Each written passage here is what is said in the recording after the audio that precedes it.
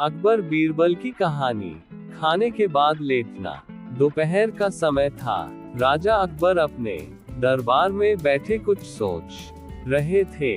अचानक उन्हें बीरबल की कही हुई एक बात याद आई।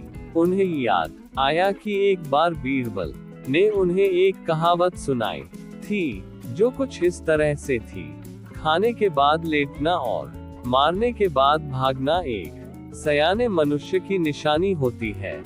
राजा सोचने लगे, अभी दोपहर का समय है, यकीनन बीरबल खाने के बाद सोने की तैयारी में होगा। चलो आज उसकी बात को गलत साबित किया जाए।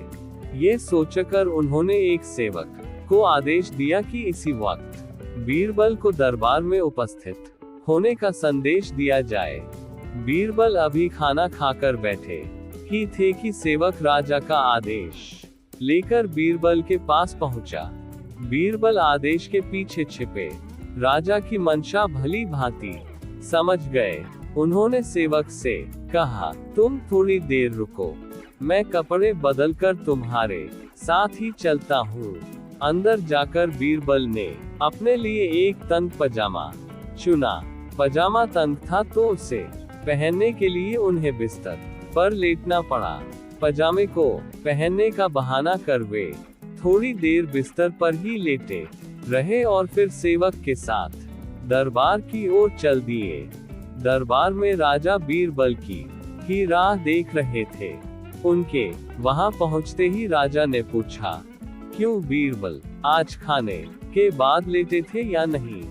बीरबल ने जवाब दिया, जी महाराज, जरूर लेटा था। ये सुनकर राजा को बहुत गुस्सा आया। उन्होंने बीरबल से पूछा, इसका मतलब ये है कि तुमने मेरे आदेश का असम्मान किया? तुम उसी समय मेरे सामने क्यों उपस्थित नहीं हुए? इसके लिए मैं तुम्हें सजा देता हूँ। बीरबल ने तुरंत जवाब दिया, महाराज, ये सच है कि मैं थोड़ी देर लेटा था, लेकिन मैंने आपके आदेश की अवहेलना नहीं की है। आपको मुझ पर यकीन न हो तो आप सेवक से इस बारे में पूछ सकते हैं। हाँ, ये अलग बात है कि मुझे इस तंग पजामे को पहनने के लिए बिस्तर पर लेटना पड़ा था। बीरबल की इस बात को सुनकर अकबर हंसे बिना रह न सके और उन्होंने बीरबल को दरबार से जाने दिया।